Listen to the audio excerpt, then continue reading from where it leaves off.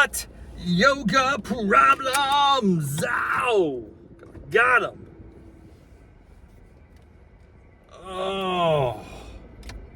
Got him today, my yogi friends, fans, followers, listeners, tens of loyal brainiacs across the land.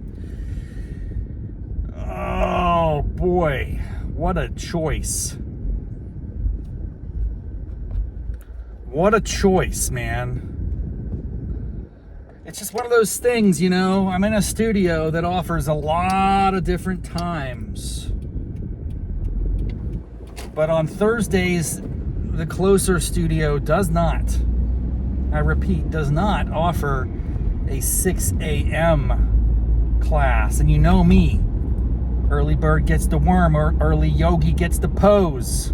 That's what I'm talking about. I gotta be in there.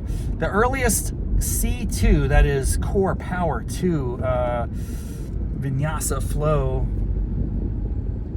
in the Boston office is, it's an office, it's also a studio, if I was speaking accurately.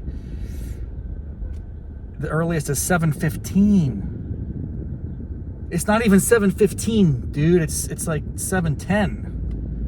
So this is the beautiful thing. When I wake up at 4:30 and I'm like, okay, get a coffee, let's go, man, let's get ready.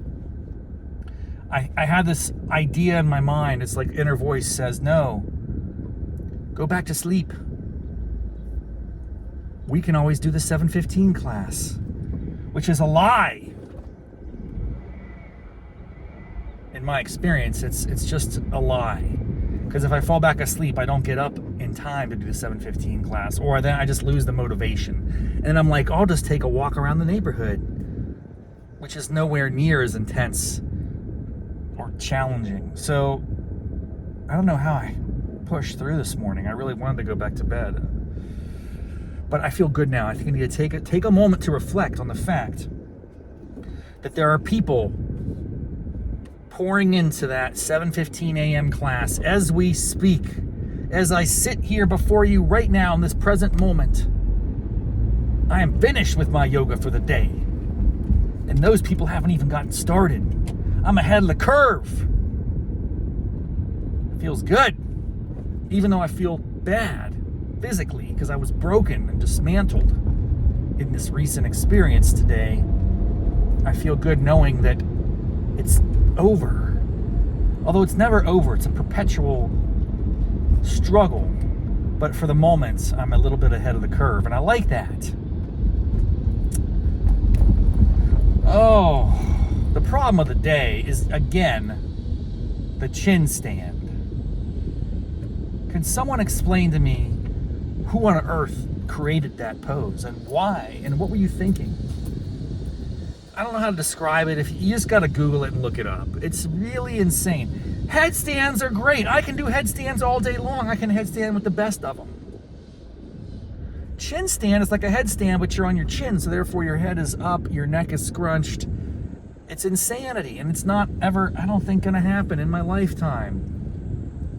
It's a super ambitious goal. I mean, I need to drop 30 to 40 pounds to even get in the zone of the possibility where a chin stand is feasible. I want to talk about a problem that is really self-induced, and it is your mat location, which to a degree you have control over. Most studios, I would say 99%, almost all of them I've ever been to, except for one studio, which no longer exists, sadly. It was a victim of COVID. The problem of the day is poor mat selection. Not the mat itself, but the location. We got to come up with a better phrase. It's poor spot. Deficient spot selection or preference. You might have a strong preference, but ultimately what you deal with is reality. So I'm in a different studio. I'm there early. I'm there what I think is relatively early, but I roll in, there's already like 10 people in the class. There are some serious early yogis coming out in the Clarendon studio, man. And they have all the prime spots. All the corners are taken. And I froze for a minute, and I panicked. And I ended up picking a spot in the front row next to the instructor's mat, the yogi's mat. Now, somebody needs to tell me at the immediate moment I did that that's a huge mistake. What on earth are you thinking? First of all, it probably just sends the wrong signal. Like I'm a teacher's pet. I'm not. I'm not capable of doing the majority of the poses that the yogi's calling. I shouldn't be up there because it's just going to be me next to her looking terrible. It's almost, in a way, it's informative. It's instructive. Because if I'm standing there in a Warrior 2 triangle, reverse triangle, etc., and she's doing the same flow as she's calling it out in a peaceful, tone, and I'm struggling and sweating and gasping for my life, it's like, here's the ideal state, here is the opposite of that. Don't be this guy. It's like, sometimes people learn more when they're told what not to do versus what to do. Is that true for you? I'm trying to think about a time in my life when that's the case. But I do believe it to be true for yoga. So if people are struggling with a rotated, mountain lift. I don't even know the names of these poses, man. Forward lunge twist. What's the crazy one? Horizon lunge. Yeah! Let's do that more. Give me a break. Horizon lunge is trash. First of all, I can do a lunge. I've accomplished that. It took me 10 years. I can bend my knee. I can actually do a lunge. All right, that's great. Then you lift your arms up. Okay, that's a little more challenging. And then you do a lunge with a twist. That's not cool. I can't do it. My core is not capable. But then you do a twist with your hand down and you reach up. That's crazier. Every sequence gets more intense. But the most intense of those twisty lunge maneuvers is called the horizon lunge, where you're actually balancing on the edges of your feet while you twist in a lunge and reach toward the back of the room, and just like, why? So if you want to see how to do horizon lunge, look at the yogi instructor who's calling the pose. If you want to see what it's not, look at me, and that will help you understand what not to be in life. Maybe that's a new way to educate. I know we talk about like innovation in the classroom. What if we really use people who are terrible at something, like me in yoga, but let's say that they're terrible in math, or they're terrible in history. You bring them up to the front of the class, and you have the smart kid who knows what he's doing, and you say, hey, you want to be like this person, they know the answers, but here's what not to do. Let's solve this equation. A squared plus B squared is equal C squared, Pythagorean theorem. Ow! I remember that from back in the day. And don't ask me what it's used for. I think it helps you understand the length of the long edge of a triangle or something. Is that correct? But only right triangles. Isosceles. Oh my goodness! So chin stands are bananas. Horizon lunge are bananas. I just don't understand how these even came into existence. It's like anytime you think you're in a peak pose, it can be even more peak. What is the ultimate peak pose? That's an interesting question. I don't know the answer to that. Interestingly, when we do cows and cats, I'm not a fan. Oh, what's that thing called when you're up on your knees? Camels. I'd like to take every camel pose I've ever done and chuck it in the toilet and just put a cherry bomb in there and flush it and blow it up.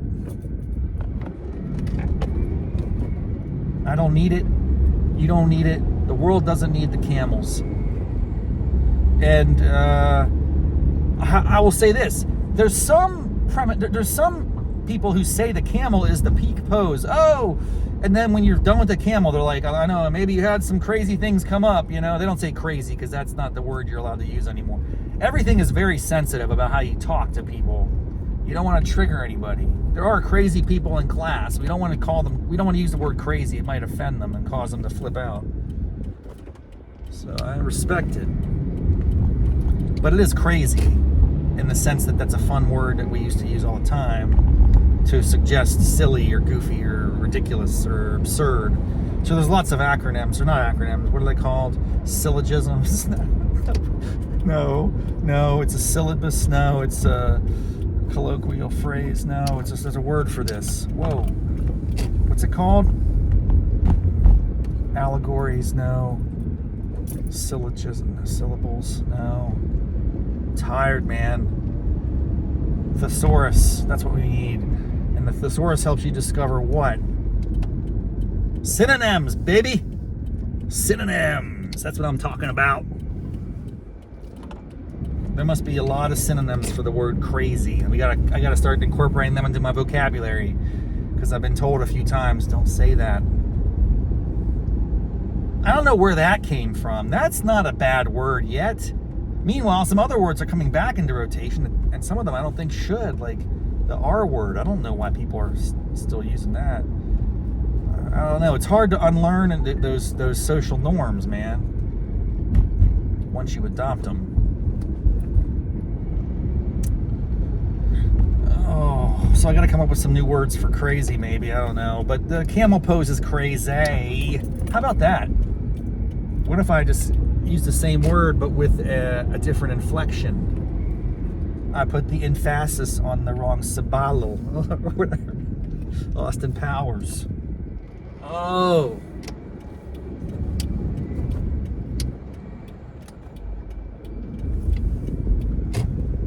Crazy.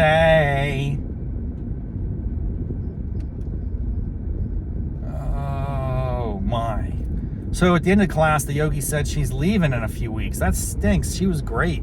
I had a great class today, man. Every once in a while you experience that instructor who you haven't seen in a while.